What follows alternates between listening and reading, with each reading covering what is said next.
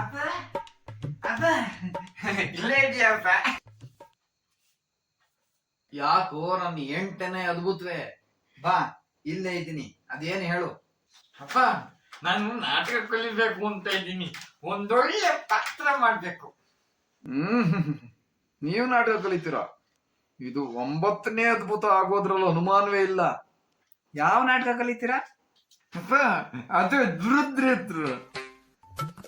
ಅಲೇ, ಅದ್ಯಾವ್ದೋ ದುರುದ್ದೇಶ? ನಾನು ಇದುವರೆಗೂ ಆ ಹೆಸರು ಕೇಳೇ ಇಲ್ಲ. ಯಾವ್ದು ಅದು?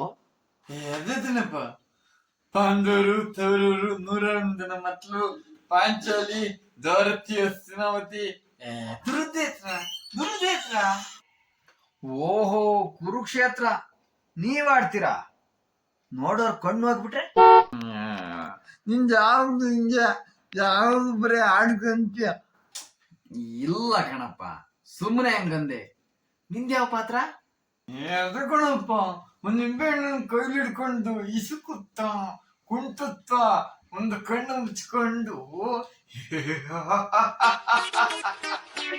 ಅಂತ ನಗುತ್ತದಲ್ಲ ಶಿಕುನಿ, ಆ ಪಾತ್ರ ಮಾಡ್ಬೇಕು. ಓ ಶಕುನಿ, ಮಾಡಬಹುದು. ಒಂದು ಹಾಡು ಹೇಳು ನೋಡೋಣ.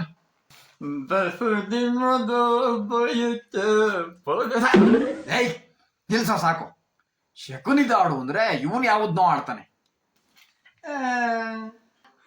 ಜಗು ಜಗು ನಿದ್ದ ದೋಸ ಜೋಲೆ ಬೇಯುತ್ತಿರುವುದು ಅಂಚಿನ ಮೇಲೆ. ಸಾಕು ನಿಲ್ಸಪ್ಪ, ನಾಟಕ ನೋಡ್ಬೇಕು, ಕಣ್ಣು ಇರ್ಲಿ. ಅದು ಅಪ್ಪ, ಸ್ವಲ್ಪ ದುಡ್ಡು ಬೇಕಿತ್ತು. ಎಷ್ಟು? ಒಂದ್ 20,000 ಕೊಡು. ಅಷ್ಟೊಂದು ಯಾಕೋ? ಅದು ಅದು ಅದೇನ್ ಹೇಳೋ.